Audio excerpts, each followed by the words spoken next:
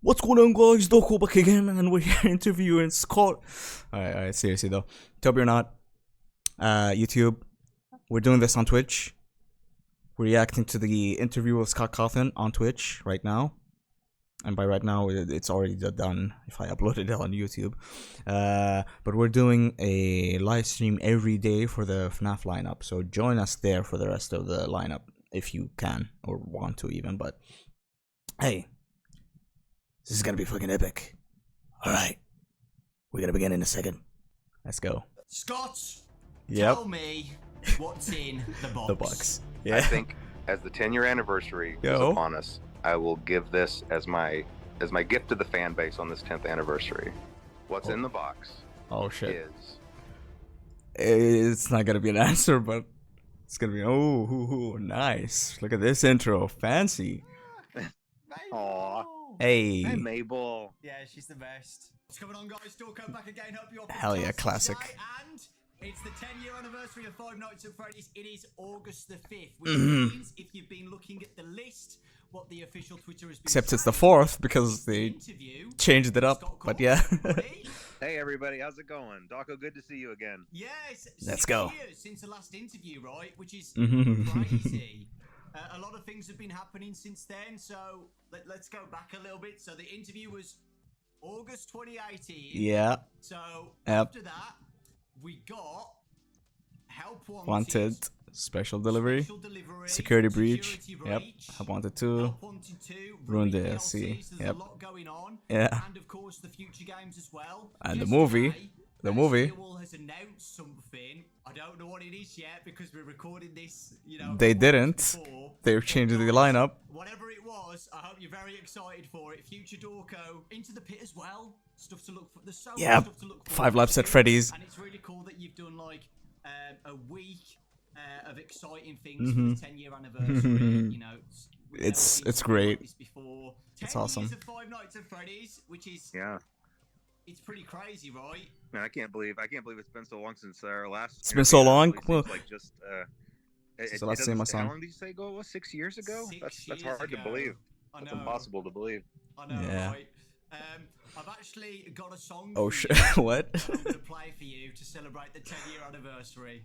Okay, no, this is getting things off to a kind of an awkward start, but I'll let you go on ahead. Okay. I know, right? Wait, you're gonna be performing this yourself, or is something recorded? I've got the harmonica right here. Oh, boy. harmonica. Okay, my I've favorite. been practicing this song for over 32 years. Hell yeah. Okay? Hell yeah. So, are you ready for this? I'm ready. Dun, dun, dun, dun. Come on, do it. Come on, her. Come on, do Come it. on now, you started this. Yeah. Okay. go. Ready? I'm really good. I'm really good. Ah. Okay. Okay. Thought he was gonna do the horror. That would have Now, been I will funny. admit that I couldn't actually hear that. I don't know if your thing is cutting the audio out. Well, Yeah. I actually played a spell. I bet it was like on Discord or something. Oh, The whoa. spell is from 1864 by a wizard named Dewey McScrewy. Hell yeah, Dewey McScrewy. That spell has now hypnotized you Oh to shit. tell me all the lore of Five Nights. Oh shit. Oh shit. Jeez, now I thought we talked about this in advance. Oh Now, shit. listen, this is a bad idea to start talking about lore. All right, well here, y'all Man, give me specific true. questions, and Okay. I'll see what I can answer. for Okay, you. yeah. That's good. That's good. I was joking. But I make no promises. Scott, tell me what's in Oh. the box. Starting with it. Okay, Wow, nice. just direct, Yeah. Yeah. just out and direct, just like that. Yep. Well, look, okay, Yeah. it's the 10-year anniversary. Please. I Okay. doubt it, but please. And even though I like to be elusive, I like to kind of tease the fan base. I Yeah. like to, and I do like there to be an air of mystery about things. That is what Sometimes I do happens. let things go on for too long, and I understand that sometimes things Yeah. become not fun anymore, and I wouldn't things say can that. become frustrating for theorists. True that as well. So okay, I think as the 10-year anniversary is Mhm. upon us, I will Is he actually give gonna this do as it? my Is he actually gonna say it? my gift to the fan base on this 10th anniversary. What's in the box Uh huh. is It's gonna be a troll. and Yeah, I know it. I knew. Nice. Oh my god. Hell that's yeah. about it. Hell And yeah. that's it, man. So like we've been talking Okay, about, okay, 10 okay. years of We'll be Five back to Nights it. at It Freddy's might is actually be a like an crazy amount of answer time. there. I can't believe we're still here. It's been such a journey. So It I really just wanted has. to ask you, do you have a highlight moment for the whole 10 years of Five Nights at Freddy's since 2014? I think there have definitely been a lot of satisfying moments. Like obviously, if whenever one of the new games would come out and it would be positively received, that was obviously a huge relief. You know, there's never been any goal other than just giving everybody what they were really hyped up about. Because you know, when you see everybody getting hyped up and getting excited, if suddenly something comes out that just is a big letdown, there's no greater fear, I think, for a game developer. It's a lot of work to that was always try and fix it. satisfying and a relief. But I think the biggest highlight was probably just going to the movie theater to watch the movie when it finally came out. Because Oh hell yeah, nice. you know, behind the scenes, That was all of the games throughout the years, a good and behind the scenes of all the books part being of my written life and as well. everything else, there was always the movie. The movie was just a slow burn project, even just starting as late as 2014. So that has been in the background, being, you know, progressing for almost the entirety of that. No, not almost the entirety of that first 9 years. Yeah, since So to be 2015. able to So actually go sit in the theater and hear the reaction from everybody and hear the fans really enjoy it, that was definitely it was peak. that was definitely a cinema. moment of just real happiness for me, I think. Literally 9 years, you know, having ups and downs, you know, getting the script right as well. I know you've said on posts before you've had so many scripts made for the movie. I remember those posts on Reddit. The in Manhattan or something, that was one of the scripts. So yeah, it was. Yeah, I can imagine how, you know, difficult it's been, like trying to get it all done. You know, I can just imagine. Well, I can't imagine it because I'm not you, but you know, when you can me, Raz, put yourself in his Ryan shoes. and Baz went to a premiere for it and sat down at the cinemas, and we all looked at each other at the end, and we had to we couldn't believe it, and we didn't even make the games. We've been there since, you know, basically day one, but we all said, like, imagine how Scott's feeling right now, you know, just sitting down and seeing it actually, you know, on the big screen. It's so exciting. Crazy feeling. Yeah, and now that I've been through the process, you know, I can tell you it's a miracle that any movie gets made, just being through that process, just how many wheels have to be turning at the same time. It does seem like a lot, yeah. And how many things, and even though this process took a long time for me, you know, Hollywood works at just blazing speed where there's 100 things happening at the same time, and it's a miracle if these things get coordinated. And sometimes things don't work out, but sometimes they do. On the day that I was driving to New Orleans and the shooting was supposed to start the next day, on that drive, I was on the phone. It was like a 5-hour drive from where I was. I was on the phone the entire time trying to finish contracts and finish negotiating points, because there were still open items with there were still things that needed to be resolved with Universal, Blumhouse, the day before, Actors Guild, the Writing Guild. There were just Louisiana. There were all of these things. There was like any the one writer's of them strike not being as well, I think, right? Or not the settled writer, the properly actor. would mean we couldn't start filming. And all of those conversations were happening at the same time, and all of them depended on one of the other ones. And so that was a very stressful drive, but that's the way that Hollywood works. There's a million things happening at once.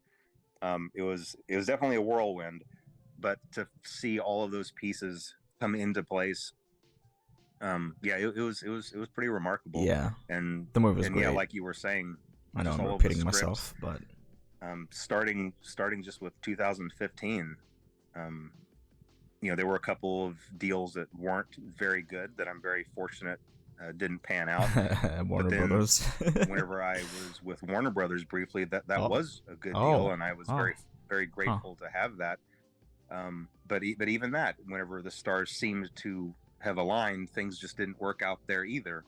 And so I was really fortunate to meet up with Jason Blum and get to have that deal with Blumhouse. You know, they had a lot of faith in the project, and they were following my lead on a lot of things. I do like how it turned out, though. So yeah, because lots of times I would throw things out and want to start over, but you know, they were with me the whole journey. They were with me, and they believed in the vision, Everybody just had the fans at heart. That's all anybody wanted to do.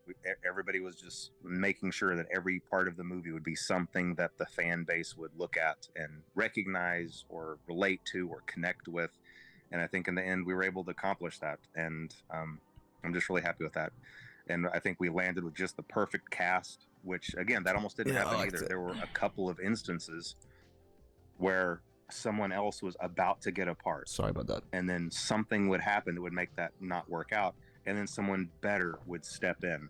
And I've said this to, my contacts at Blumhouse numerous times just over this last 6 months, even since the movie came out, thinking, aren't we glad that we got like Josh Hutcherson for this role? Like, isn't it great we had Elizabeth Lale for this role? Isn't it awesome we had Matthew Lillard for this role? Isn't it great we ended up with Piper Rubio for this role? Like, every single person that we ended up with was just absolutely perfect in those slots, and everybody was just a delight to work with.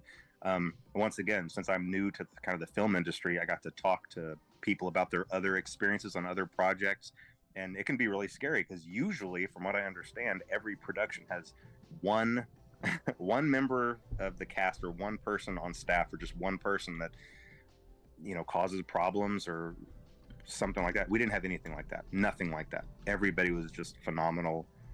They were just a joy to work with, and getting to go to filming was really fun. So it was a really fun experience. And in the end, I'm just happy that the fans were happy with it. Now, that's not to say the film didn't have it's places where it could have been improved, and we're all and I think a lot of people Emma and see Jason that. would definitely chat about that. And but I personally sure think the it was second movie is great, personally, but a step up and an improvement. So lots of good things to look forward to, I think. Yeah, it's exciting. And yeah, you're right about the fan reaction. The fans absolutely loved it. Like, we all can't wait for the next movie. Yeah. It's so exciting. And I'm so glad, it's actually happening as well. If you guys see the exciting times. teasers for it, there's Torchica already. They're 10 years working on of it. FNAF. If you could go back and change one thing Ooh. in those 10 years, Ooh. do you have anything that you would change? You can't say the box. No, the one thing I would change, I wish I could go back and have one more shot at FNAF World. I really do. Damn, all right. I know it still would definitely be the oddball in the series. Still some attachment to it. Maybe it would still have been a poor decision in general, but there were just a lot of bad decisions made at the beginning of that project. That it wasn't bad from the start. Like, I was making it with mobile in mind, so it was a really slow resolution. I was thinking about it as a game on the phones. I tried to make the whole game on one frame in Click Team Fusion. That just means I wasn't allowing it to be as big as it could have been. I was trying to cram it all together for my own convenience. Yeah. There were just several decisions that were made that really hindered that. And also, I was in a rush because I was getting a little arrogant, thinking that, hey, anything I make is going to be gold, and I definitely ate some humble pie with that really, really quick, and I learned that is not the case.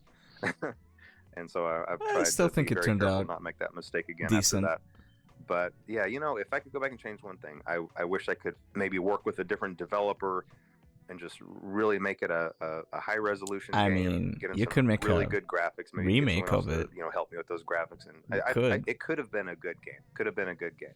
Who knows? Maybe somewhere down the line, if I get really antsy about it and have a lot of free time on my hands, maybe FNAF 2 or FNAF World 2 might be a thing. Oh. Yeah. I was about to say that you could still get a different company to do a FNAF World game. It's not over yet. Remake I've said this to you before. I love FNAF World. I think it is so underrated, and I always say FNAF World is underrated. I love it so much. It seems pretty decent after the updates, but it's just hectic. I absolutely love it, man. I feel, really do. I love visually speaking, at least. If I had allowed myself to work on it for one more year, just like really double its development cycle and let it be a high res game, I bet it would have really been something. But like I said, who knows? I can see that, a sequel someday. Let's move on to Steel Wool. The amazing Steel Wool Studios. That was the next game after Ultimate Custom Night. Help Wanted. Yeah. One of my favourite games in VR. I absolutely loved it. What has it been like working with Steel Wool? Were you nervous about it? Because I know it's a big thing to, I've heard some of Steel Wool's side, but basically, and not Scott's. So let's see. Do what you've been doing for the past 5 years. how was it for the first time letting someone else work on FNAF? I was really nervous about it. I was really nervous. I went several years still doing it by myself, even after I had the financial ability to pay other people. Again, I wasn't in that mentality of being able to do that. So even though I couldn't Hard to have done trust that, others I with was your own still doing things work. Yeah. just all by myself, all the way through Pizzeria Simulator. Yeah. But by then it was I knew that it was getting too much for me. I knew that I had to find another partner for it, and I was scared of that because there are stories all over the internet available about just games that went completely wrong because of games being mismanaged in the hands of development companies. And I'm sure that all of their pitches on the surface would have sounded the same, but I really got lucky. For that reason, I really feel like I got lucky, because Still was whereas pretty I good. probably could have accidentally ended up with a company that did botch something, I didn't. I think I really honestly believe that I landed with the best, just one of the best development companies. They've been just a pleasure to work with, and they've done a really great job. This last one they did, Ruin, I thought it was just so much fun.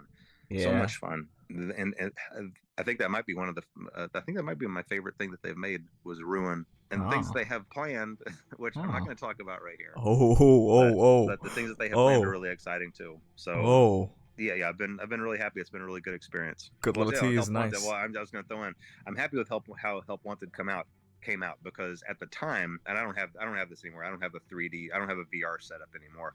But whenever the first Help Wanted came out, I did have a VR setup. So I was able to beta test. And of course, I was leading the charge to want to beta test my own games. I got into the Fun Time Auditorium and I hated that part. I took the headset off, and I immediately got on the phone with Steel One and said, I'm not doing it. I'm not going to test it. You test it. You're going to test it. You'll find someone else to test it. I didn't even get jump scared by Foxy. I was just in there in the darkness, and I knew I wasn't going to do it. And I never played it again. And I never played Help Wanted. And I never played Help Wanted 2 either. Damn. I'm not going to. People need to understand it though, right? Because in the past, like when I've obviously done videos on Help Wanted 1 and 2, I get a comment saying like, it's not that scary. When you're in there, it's a little more scary.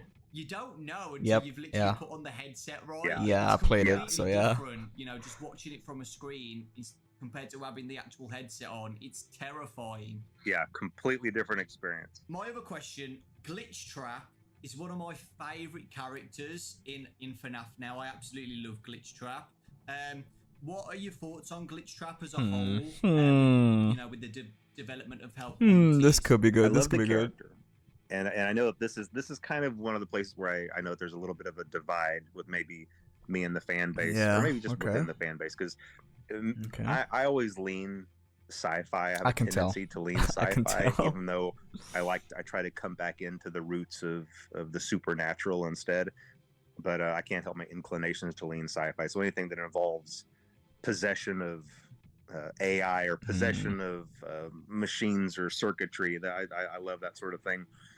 So I love the idea of Glitch Trap. I'm not a huge fan of the name, and here's the way that these things happen. Okay, and this happened with Burn Trap too. Whenever I'm in the planning phase with Steel Wool, we come up with temporary names for these characters. Whenever we're doing the pre-production document, I'll say, he's glitchy. We'll call him Glitch Trap. Oh yeah, he's Burn. We'll just call him Burn Trap. But then those names get embedded in the source code because they use those temporary names also. And once they're in the source code, and once someone finds them in the source code, that's the name. That's the canon name now. Yeah. And there's nothing I can do about it. And hopefully we're learning our lessons going forward to maybe find I don't know, to just hone in on a better process there, because yes, I love the character. Not a huge fan of the name, but it is what it is for now. It's the name. I love Glitch Trap's name. Could you think of a name like on the spot, like what you would want to call him or not? Oh, I have no idea. But you know what? A good example is this could be like a new Nexus, name. From Ruin. Okay. Now that was a character where, even in just my design of the game, I thought that through, and I came up with that. And I'm really happy with it. I really like it. It's a really cool name. But now, see, if I didn't have one of those ready to fire off, I might have thought up something like, I don't know, purple trap, Oh no, no. you know, or AI trap, or just something temporary, and then that would have been the can name. That would have been so much worse than Mexus. Yeah. So after Help Wanted, we got Security Breach. Were you happy with the release of Security Breach when it first came out? Let's hear this. Security Breach. There's a really big story behind that. Okay. That was definitely a Delve into challenging it. period, and a lot of things. Yeah. A lot of things just didn't align up. It does perfectly seem like for that. And Yep. there were a lot of reasons for that. I mean, obviously, COVID. I hear lots of studios and things kind of blame COVID for stuff, but there is a reason for that. COVID took well-structured work systems and suddenly scattered them and expected the work to continue to flow, and it just doesn't work that way. From my understanding, I'm pretty sure most, if not every, member of Steel Wool got scattered across from the country, the and we're interview trying to just carry on with the workflow. With Steel, that's what they said. And it was just really difficult. I think that's really the only example when my idea of how a game was going to go was misaligned with how things were going with Steel Wool, and I had a specific story for this in mind. For Security Breach, I really did. I had a very specific story in mind, and it is very different than the one that got in the game. Tell, I think please. A part of that is the way that I conveyed that to Steel Wool. Please because tell. what I was trying to do was I was trying to tell Steel Wool to do specific things throughout the game. Put specific items in specific places. Have specific characters do certain things. I remember that. Meanwhile, not telling them what the story plot was.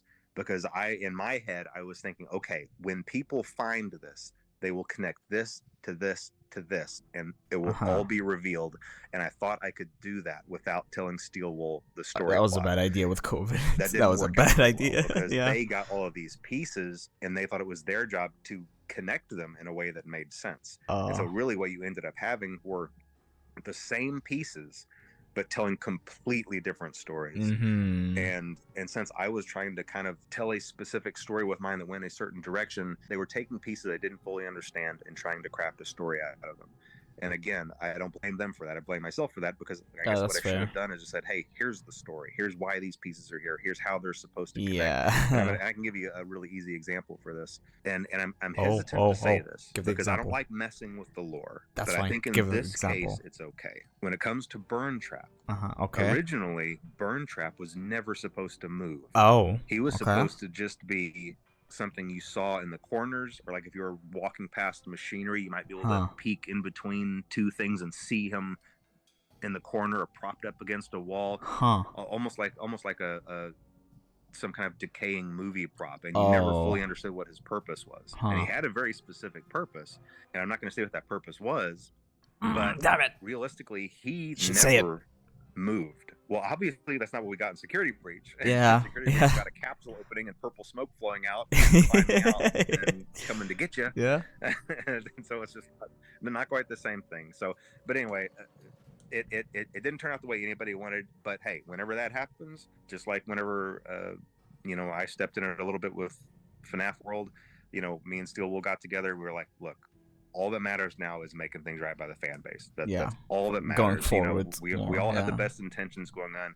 We all wanted to make a good product, and we went in and we made Ruin for it. And I hope that it's free. Redeemed the game, and I feel like it did, because I think it was they're really still great. fixing it. So and anything that we do going forward that continues that story or has those same themes, I think we're just going to be in a much better situation to continue on. So, the Rune DLC came out a year ago now, which is crazy to think about. Century is going pretty fast. Going so quickly, and literally. The reaction to that was amazing. Everybody loved it, and everybody's looking forward to what's next. The ending of Ruin, with a specific character that came out, a new character into the games, the Mimic. Any thoughts on the Mimic? I cannot share any thoughts on the Mimic, other than I really like that character. This is a character that I really like and I'm really excited about. I think it's a really terrific antagonist. I don't think it's the last that we've seen of the Mimic. That's all I'll say. Yes. I mean, obviously, with that, do you I can tell, even if I don't like the Mimic. era of games? I mean, Music Man is too obvious of an answer, right? I mean, I no, I think all those characters turned out great. In fact, I think this is why it's hard to pick a favorite, because all of them turned out so well. You know, I've always really liked Vanny. Yes. As a character, I don't think that Vanny was utilized to her fullest potential. Yes. And so hopefully we'll see another opportunity for Vanny to return as well. We'll shit. Ooh, okay. Let's go. Yes, that's what I wanted out of Help Wanted 2. So the books have been amazing. After the ending, I mean. I've been doing little summary videos on the channel with Fazbear Frights. That was awesome. How has it been working on Fazbear Frights? It's actually really enjoyable. It's probably one of the most enjoyable things. Want to get an answer for the lore here? I doubt it, but I just get to think up a really scary scenario, and then I create maybe a 10 to 15 page story out of it. And then I have writers that I work with, obviously, and they take that and they really flesh it out and fill it out and add the details and turn it into a full-length story. And I get to kind of just really see it come to life. So it's been really enjoyable, and that's something that I really enjoy. It's funny because it's one of those things where, as long as I know that that's something that's happening in my life, I might be at the gym or I might be watching the show, and then suddenly something will come to mind. And I'll be like, "Oh man, this is gonna make a great story," and I get right home and I start working on it. Do you have a favorite story? I envy you for that. I think my favorite story is probably Bunny Call. I know that's kind of an oddball choice, but there's a reason I can for see it. I can see it. Some of these stories are based on my real life experience. Yeah, it felt Bunny Call is not completely made up. Yeah, I used to take my family to a family summer camp. Okay, this is one of my two. This is my two oldest boys were maybe 11 and 12 at the time. Or no, I bet they were 13 or 14. It's hard to remember exactly when this was, but then I had younger two that were just babies still. And whenever we showed up at camp, and we were all in the auditorium signing up for activities, it was rafting and boating. One of the things you could sign up for was a panda call. What the? Okay, and a panda call it's a very deceiving title, because what that meant is that early in the morning, a bunch of the camp counselors dressed as killer clowns would come into your cabin, scare the crap out of your kids to wake them up early and drag them off to their daily activities. And so I signed up my two oldest, Ian and Braden, my old beta testers from whenever they, all their lives testing my games. I signed them up for it. And I thought, oh yeah, this will be kind of fun. It was kind of fun until the next morning started rolling around. I started thinking about what I'd done, because then the next morning I woke up at 5 a.m. and I realized they're out there somewhere. Like this is happening right now. Oh, God. And I started listening for screams, and I started listening for noises. And I even snuck out and went outside. And it was dark, and there were crickets chirping. And I was looking around, and I just thought to myself, somewhere out here in the dark, in these trees, are a bunch of clowns. Oh my! And they're coming to my cabin. Oh my God! And it was a really, really scary sensation. And so then I just went back inside, and I looked at my family sleeping. I looked at my baby sleeping, and my kids and my wife, and I was like, "What have I done? What have I done?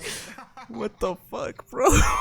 Of course, it ended up not being a big deal, because then I just heard a soft knock at the door, and I opened it, and there was a row of killer clowns. I said, "Never mind, you guys," and they just walked on. And so it wasn't a big deal, but it was still a really eerie. Yeah, that's fucking weird, man. What the fuck? Something that I'd regretted and I couldn't undo it, And so I based Bunny Call on that. Oh, that's awesome. You said that you've got relatable stories. Do you have a relatable story with Fazgoo? Not the Fazgoo, no. Listen, anytime there's a series of a whole bunch of different things, you're going to have some that are great, and then some that's like, well, like what was going on with this? I don't know how to explain the Fazgoo. I had something in mind that was really great, but they can't all be winners. Fair, but now I will say it wasn't bad, a couple honestly. of the other ones that had real life connections. Sometimes you hear about people talking about their sleep paralysis demons or whatever. That's never really made sense to me, but now it kind of makes sense to me. And I never had that, so I don't. I don't understand that personally. You'll wake up, but you'll still be paralyzed in your sleep, and for some reason, I guess in that moment, you're still half dreaming, and so you have a tendency to still maybe see something before you fully wake up. And the Blackbird creature was mine. Oh. That creature on the cover of Blackbird is my sleep paralysis, Steve, Oh. because I was on vacation, I was by myself, and I don't know what the circumstances were. I feel like I was taking a midday nap, but I woke up with a jolt, and for a split second, I saw that thing standing over me, and I couldn't move, and my body was tingling, and I was just frozen up. That would be kind of terrifying. I was just so Yeah. disoriented after that, but I never forgot. That shit and does I knew look immediately kind of after that, creepy. Like, I've got to get this into a story somewhere, like this crazy looking creature. That is crazy. That is absolutely crazy. I've never had sleep paralysis, so I don't know. Yeah, me neither, Like, Doco. I Me and you just together. work, but I hope it doesn't look like that. I don't think it's a normal experience. I don't think it's an experience you should want to have. I don't feel like it's a healthy thing. It's So not, but if that hasn't happened to you, curiosity. I think you're in a good Curiosity. Do you have a least favorite story? place. I don't know. I think it probably might be the Faz. Or no, I mean, come on. It's got to be the one where Oh. the guy gets pregnant. Oh, with hell Springtrap's yeah. baby. Hell I'm not yeah. sure what I was thinking Hell about, yeah. you know? Matt Pat Again, and that's one of Prig. those things where, oh man, this is going to be really creepy. But then you step back and look at it from afar, and you're like, I don't know if this is a good idea. And I swear I wasn't picking on Matt Pat. That wasn't a story designed with Matt Pat in mind. It really, really wasn't. You know, listen, whenever you're doing these stories for this long, eventually you just run out of names, and you're going to cover all the names. You know, Yeah. get around to Dawko. You know, and so if you see Dawko in one of these stories, it's not something personal. It's just Oh 'cause I ran man, out of names, can't wait. You know? Can't wait for a Dawko Dawko is a very story. specific That would be great. name that you'd have to get to. I probably have a few more to go through before I get to that, so you don't have anything to worry about. When doing my summary videos, Oh, more. and I know a lot of people say the same. People who loved Goosebumps when they were kids find these really relatable, right? And I know kids at school now read Fazbear Frights like they're Goosebumps books. And as a kid, my favourite TV show was Goosebumps. Oh. Would you ever think about Oh. or like Oh, the idea TV. of Fazbear Frights ever being Yeah, like yeah. a TV show? I like want that. Goosebumps, I where want it's like that. a series of some of the best stories or something adapted. Oh yeah, definitely. Yes. And that's something that can definitely happen. Yes. Especially now that the first movie came out and was successful, I think that really opens the door to. The way I think of it is like a Tales from the Pizzaplex opportunities. spin-off The only based on thing the to be movie mindful of is universe, but I don't know. Oversaturate the market and just create too much. And I That's think fair. That's fair. Sometimes we get a little bit of that where franchises have movies and too many TV shows, and it just kind of waters everything down. But I really do like that idea, and it is definitely something that could happen for sure. Hell yes. Hell yes. The next segment is the FNAF movie. I've got some. All right. questions for All you, right. Scott.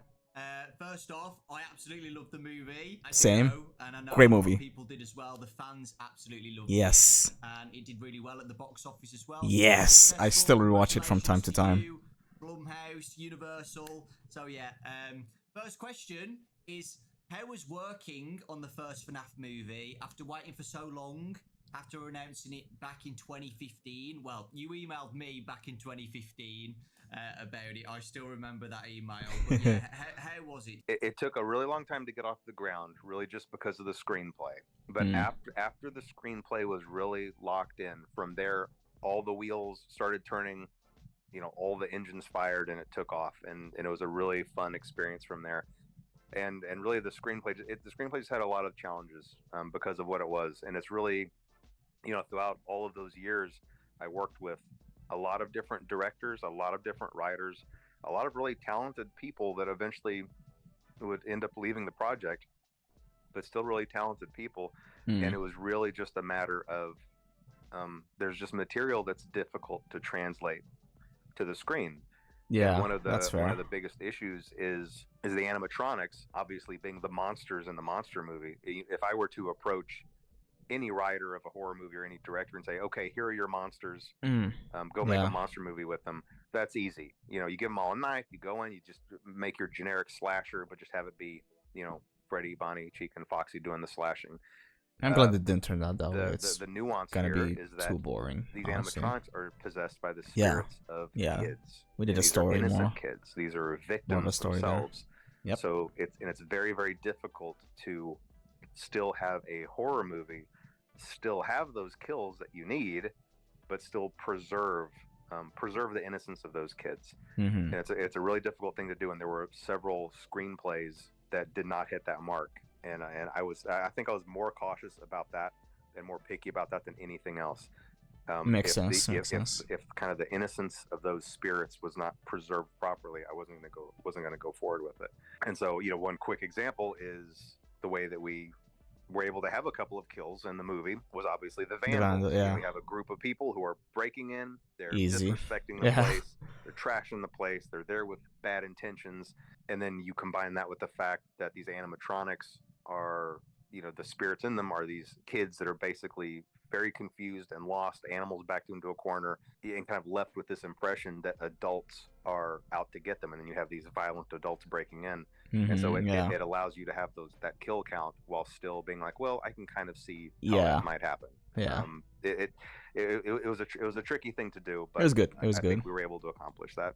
I do hope the movie was longer and had the deleted scenes, but yeah, that's right. That's absolutely right.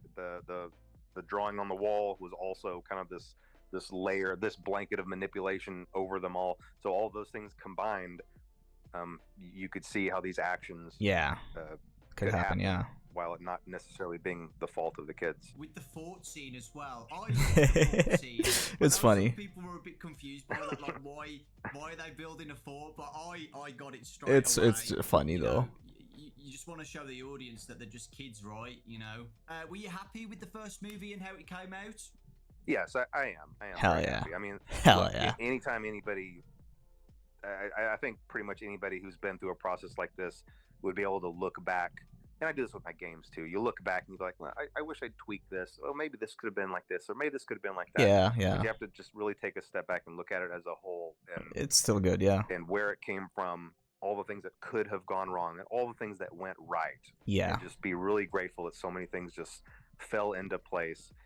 And I can give you a really quick example of why I don't want to second guess too much. At the 11th hour of this movie coming together, we still really didn't have a music composer, and I really wanted an animated intro. I was really pushing to have that 8-bit animated intro. It was a good decision. Good decision. Really, not really anybody to have an idea of what kind of music we were looking for. 11th hour. Yeah, the Newton Brothers, and they write out that banger of a track. Hell yeah! Insane. It was great. I listened to that the first time, and I was like, wait a minute, do I have a theme song? Does Final Fantasy Freddy's have a theme song? Yep. And I called it was awesome. Tammy on the phone. I was like, wait, do we have a theme song now? Like, I can't tell you how excited I was over that. It's great. It's great. You're gonna hear that again at the beginning of the second movie too. Shit! That was so incredible. Hell yeah! Knocked that out of the park. Went right. That I don't think I'm going to dwell too much on, what I would go back and try to do differently. As we know, the movie was a major hit. Yeah. Super successful. The biggest horror movie of 2023 Yeah. as well. How does that feel seeing that happen? It's nice. That part is nice. Hell it's yeah. more important to me that if the critics had loved it, but the fan base was that would have been bad. Saying, that would have been really bad. Yeah. We didn't like this. I don't like how they did this, and this, and the fan base was unhappy. That would be a failure to me. I'm perfectly happy with all the critics hating it. Yeah. And the fan base reacting positively to it. So yes, you already have nice that a fan base, so however, you need that those is not the correct to be happy. Yeah. By which to judge the success of this movie. Yeah. And in fact, opening night, which was Thursday night, where I am, I went to the very first showing, and the theater was pretty much empty. There were only a couple other people in there, but it was a 1:00 showing. So yeah. But still, I saw that as kind of a bad sign. But I just watched it anyway. Then I went to the next showing, which was just later in the evening, and I told myself I wasn't going to go online. I wasn't going to read any reviews. I had already told everybody at Blumhouse, and I told my legal team, don't talk to me, don't call me, don't email me, don't send me charts, don't send me facts or figures. I don't want to hear anything about anything. I'm going through this whole weekend blind. I just want to experience what everybody else is experiencing. Well, before I went into that second showing, I was just by myself. And then later that evening, my whole family was coming into town, by the way. My whole family was going to come into town and watch the movie with me that night. Oh, hell yeah. But this showing, I was still sitting by myself. I was checking my email, and I accidentally saw one of the reviews. Oh. And I saw that it was terrible. Ooh. And that opened the floodgates, and I went and started reading all of the other reviews. Oh, no. And I immediately texted my family saying, don't come. Don't come. This is over. I want to be by myself. and I was already thinking in my head, like, how am I going to write a letter to Blumhouse apologizing for this? How am I going to write a letter to the fans apologizing to this for just wasting everybody's time? And I was just incredibly depressed. But then, somehow Jason Blum caught wind of this. I don't know who I asked a question to or what I said, but you know, he started just bombarding me with text messages saying, Scott, the fans love it. The fans love it. You know, the movie's a big hit. Everything's great. He was just, you know, in all caps, everything all caps. My phone was just blowing with all caps texts. And so he really talked me through that to try to encourage me that even though the critics hated it, you know, there was a lot to be loved there by the fans. I fucking love the movie. I had my family coming to town anyway, and we just sat in a packed theater and listened to, you know, the cheers and enthusiasm, and it really lifted my spirits. But you know, for a couple of hours there, man, I was pretty distraught. I thought the whole thing was just a complete disaster. But it wasn't. But it wasn't. It all worked out okay. You know, it all worked out okay. Yeah. And again, the movie's not perfect. There's definitely room to improve. But yeah, I'm still definitely great. happy that Loved it. In general, received well by the fan base. The second movie, which is, you know, we've been seeing some teaser images here and there. 2025, is it December 2025? Yeah, December 5th, 2025, I think. Oh, is there anything yeah. exciting to talk about on the second movie? Anything you want to say? Oh, I'm not going to give away too many details. Okay, yeah, that's fair. But I will say that I'm following kind of the same formula where the first movie is focused on the first game. That's fair.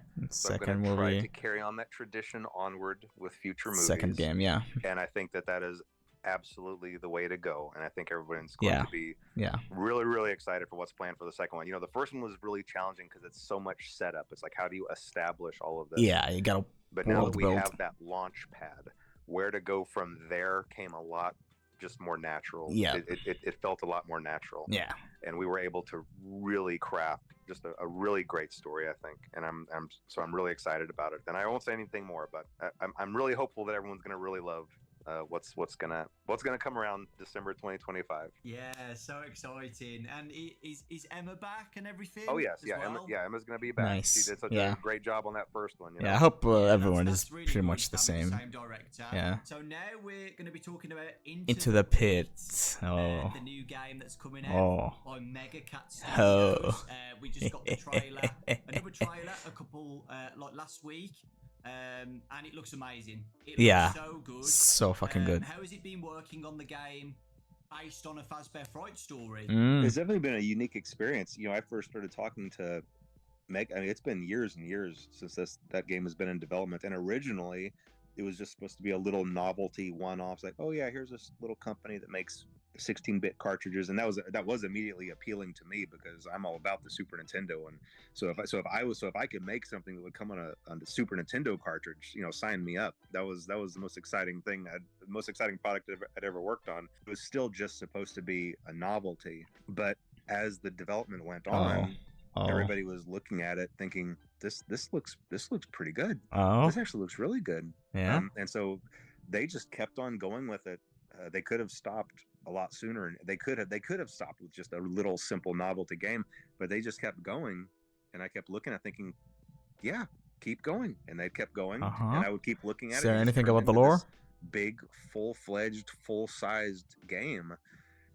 So we obviously decided to venture away from strictly the cartridges, so that everybody can be able to play it. Yeah, that's good. That's good. I want to play it. It's really unique. It's just a really, really unique game, and I do love that it really gets into just this really gritty these kind of gritty graphics that I haven't seen since the late 90s, whenever you had those point and click type adventures, and you had that real kind of that pixelated art style that can be really creepy at times. I don't know. It's going to be a really unique experience, and I think that everybody's going to really be excited about it. What about the lore, though? Really come on. Awesome. Please. Please, lore question. Come on. Oh well. Studios, then? Fine. Oh, it's been great. It's been really great. I really haven't had to give them.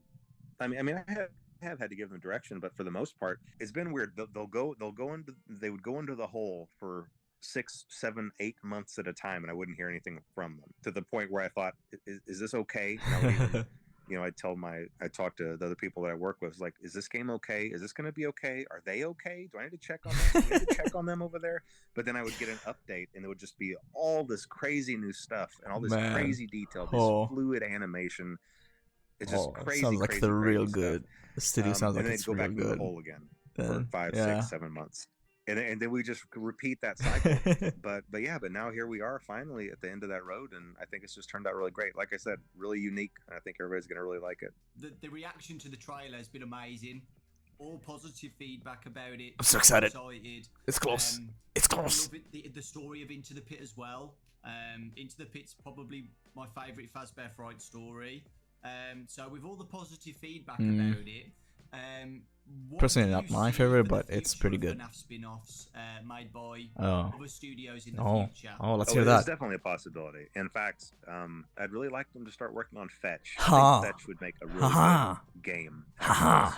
Some stories obviously cater more toward being a We're good getting game some than others, Fazbear Frights games there's more than something just really Into the Pit. scary about the thought of something always being out there and kind of watching your house, and then trying to come in and do things for you. Like, this is kind of a scary thought. The thought that I might be online shopping looking for a specific thing, and somehow something out there is hearing that and receiving Alexa, that, and then gonna come to me, sneak inside and put it Amazon without Alexa. knowing that it was there. It's just a creepy scenario. It's a creepy setup. And I think it'd be a really cool game to have to stop this thing, because obviously Fetch was out doing a lot of menacing things, to have to sneak around a neighborhood and stop this thing that's sneaking around so undetected. I don't know. I think it'd be a really cool game. So hopefully that'll be the next project. We'll see. We'll see. Yeah, I think it will be probably. Yeah. What challenges have you faced with running a franchise of this size? Yeah. Is there anything you could you could be doing better? Must be fucking. I think something I should have maybe been doing better is I should have had a better structure in place as far as people to talk to the fan base. Yeah, it seems he's doing it now. That so on myself all during the years, and in the early years, I think that worked great because it was a little indie game, a little indie community, and then me, the indie dev, just chatting with the community and talking. But as the years go by and the franchise gets bigger and bigger, I don't know. I feel like I've slowly kind of lost touch with the fan base. Unfortunately, it's not that same. Yeah. I can kind of tell that it used to be. I really used to enjoy chatting with everybody and just kind of I don't know, and I guess that's expected because FNAF it's large is now. More of a it is more of a big. It's kind of just kind of a bigger thing now, and it's bigger than one person, and I can't. You can still be there from time to time and chat with everybody and solve everybody's problems. And used to, I kind of could. I could just go in there and chat with everybody and resolve little problems as if it was like just a squabble on a forum. I can always just step in and solve it, but it's just not the same. And I think that I should have realized that sooner. And I'm really only realizing that this year, that I really need to have a better structure in place. And the he's fan doing base it. Deserves that. The He's doing it franchise right now, deserves that. The fan base deserves with the Twitter that account, the new one. More people in charge and running a Twitter page and official news feeds, an official news feed, so that there's not so much confusion about what's real and what's not real, and real news and fake news, and is this confirmed, is this not confirmed. I could have avoided years of that if I just kind of had a better structure in place with people to listen to, and like I said, a news feed and someone else to just provide better answers to the fan base. So I'm trying to get all that in place. And I really think I think it would just better serve the fan base. And I think everybody would be a little happier. Yeah, he's doing better. Not just he's me slowly trying to make jump it better in now. Straighten things out when needed.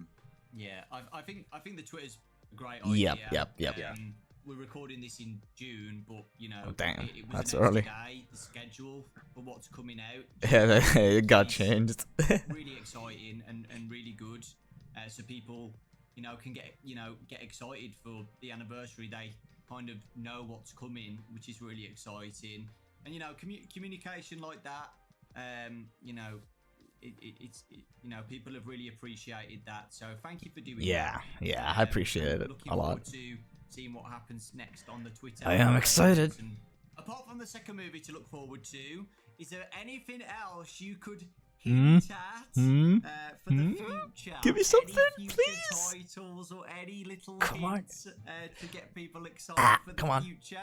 one of the good things is going to be coming from Steel. Oh, That's ho, going ho, ho, ho, to ho. be announced here in this same week that your Okay. interview is going to air. Okay. So I think that's it. In fact, I'm not sure if it was right before this or right after this. Yeah. It might have been It's right going after to be this. after, yeah. Yesterday. No, it's after. Okay. It's after. And obviously everybody knows about the movie, and right now the books are these interactive books, which I read. We things read like that growing VIP up, so yesterday. I'm excited about those, and I've tried to It was nice. add some depth into those to where you can actually collect items in them and things like that. So it's really not just about picking a path; it's about picking a path and getting something, and then going to the other path and being able to use something. So it makes it more interesting and more intricate. But yeah, I mean that's the plan for movies, games, and Nice. books. And I already told you my hope for the next Yeah, Mecha fetch. Cat game. Hell yeah. And there is another Oh. game planned Oh. with Oh. Steel Wool, but that's not going to be announced for a while yet. So Oh. I can't talk about that. But there is Okay. something down the pipe. All right. All right. Okay. All right. All Even right. even beyond what's being announced this week, there's something Oh. beyond. But I'm not. But I can't Oh. talk about that. Yeah, so I won't Nice. spoil anything. Okay. Okay. But I read the week before, guys. Oh, shit. And it is good. So Oh. please, check it out. I when it will comes out. hopefully buy it. I'm Yeah. looking forward to the Into the Pit one. VIP is the Ah. interactive novel VIP another one as well? Yes, yeah. VIP is it's one that I did with Scholastic, just like the others, but it's just going to be free. It's specifically for this event. I mean, I might still be included in a box set later down the road. Yeah, but that's no, fair. for this week, it was made specifically. Yeah, for we this read it event, yesterday. It was good. by the same author, I believe, as the week before. So if you enjoyed that one, you'll enjoy VIP. And I really love the story for VIP. I'm not It's going nice, to ruin yeah. it, but it might be one of my favorites. So hopefully everybody really enjoys that. That's awesome. I'm pretty sure it comes out before the interview, so Yep. Okay, Yesterday. future me, if you're watching, you probably loved it. There is a collab announcement tomorrow from Yeah. this interview. Whatever it is, I don't know. Uh-huh. But, it seems that you've been more open with collaborations with games recently. The Funko one as well. Mm-hmm. Are you more open to more collabs? Let's hear since this we last out. Spoke during the last interview. Like, would you be interested in whatever it is? I don't know, like Fortnite or have those popped into your head at all? Fortnite. I I'm hope very it's careful with collaborations because collab. I want to protect the brands and I That's want to right, make yeah. sure that Five Nights at Freddy's stays as Five Nights at Freddy's. And there are some games where even if I really enjoy the game, it just doesn't feel like a good match. It feels like a mismatch. Probably The not brand Fortnite, integrity is the most unfortunately. important thing for me, and keeping everything But oh well. feeling like it belongs. And so that's really been my only. So more likely That's really been my Dead by only Daylight. hesitancy. I feel like I am branching out a little bit, and I am a little bit more open to those things than maybe I was in the early years. But I'm still very careful about it. We'll just see. We'll see how things go. Okay. Anything else you would like to add? Finish off the interview. Let's see here. No, I mean, I think things are in a good place, and like I said, I think so it's about to end. All right. I think the things that are on the horizon are all things to be excited about, and I think that everybody's going to really enjoy. The things that the fan base really going to enjoy. And I wish I could talk about those more, but I don't feel like I can. So do you think we're going to have another interview in 10 years' time? Ooh. It doesn't have to be 10 years. We can try to do this a little bit more often. Every 5 years? Oh. Yeah, every 5 years. More interviews. Okay. All right. That might happen. Thing. Okay, awesome. The biggest thing that everybody has been begging me for this interview, I announced it, is the box. That is, everybody just wants to know anything about it because it is. I want more of the books and the game's continuity, but 10 years of FNAF. let's hear this as well. Maybe Midnight Motorist is number 2. Oh. But yeah. Thank you for the follow. Welcome to the stream. We're reacting to the interview. I'd say the box is the biggest mystery. Yeah. That everybody wants, like even a tiny snippet of. Yeah, come on. Something. Come on. Come on. Help. Do it. Okay. Well, I can try to give somewhat of an answer to that, even though it might not be extremely satisfying for a lot of people. That's fine. So I would encourage people to turn off the interview. I don't care. If they Say don't it. want if Say they don't it. want an answer that they might not be happy with. Say it. But, I don't care. you know, whenever I make Just say these it. games, Uh-huh. there are a lot of things that are in my head that are just flowing ideas, and when I have them and put them there, it's the first half of something. It's like a string or a rope just like reaching out. All right. And I know that what's there on the other end is there. I trust that it's there. I know that it's there. And then whenever I progress forward, the rest of that just reappears. The rest of it appears and just fits into place perfectly. That's all my games have been made. I feel that there is something there, and I make the roads to get there for that to be revealed. Feels like how you kind of did it. Sometimes, when things do progress, the roads aren't always the same roads as the ones that had been planned before. And so what that means is, even though at the time something was definitely there, something was definitely reaching out to be there, and I could feel that it was there. It turned out different. The progression of the story didn't go there. Yeah. And so those strings never got pulled on. That's fair. And those and the other half of that idea remained in the ether, remained in my subconscious. All of that to say, there is something in the box, but I never pursued it, and I don't know if I can find it again. Oh no! And I think that that's the best answer that I can possibly give for that. Thank you so much. So no answer. Troll. Myself and everybody really does appreciate it. We're looking forward to the future. We're looking forward to this week. Pro gave a troll answer saying, well, I had an idea, but I don't have it anymore. That's all he did. Playing all the demos and getting ready for Into the Pit in a few days. I'm so excited for Into the Pit. But 5 Laps at Freddy's though. Stuff as well. My Pop Goes and the Joy of Creation. Oh yeah, Joy of Creation demo. That was great. To playing all of that was those awesome. As well, and reading the new book. There's a lot in that week. 5 Laps at Freddy's though. 5 Laps at Freddy's though. I told my friends and family, like, I'm not gonna be here for the whole week. Don't call me. Don't text me. I'm gonna be in this room just doing everything I can that week. And yeah, we really do appreciate it. So yeah, I think that's it. Oh Which man, is really weird. That hour went so quick. Oh. Thank you guys for watching. Man. Again, I appreciate you guys. Thank you. Without you guys watching, already done. No lore. I wouldn't be doing Unfortunate. But well, it was interesting so though. it really does mean a lot to me. Thank you so much. And yeah, I hope you all have a fantastic 10-year anniversary week, and you're all enjoying yourselves. I am. Playing the demos and reading the books and stuff. And I am having a lot of fun. Yeah, Into the Pit, sure, but 5 Laps at Freddy's though. But yeah, thank you, Scott. I appreciate it. Hell yeah. So yeah, we'll both leave now. All right, sounds good. Thanks for having me, Docco. Talk to you later. Thank you, Scott. Bye, guys. Let's go. Let's go. All right. Premiere done. You guys make sure you go ahead and subscribe and like Docco's video.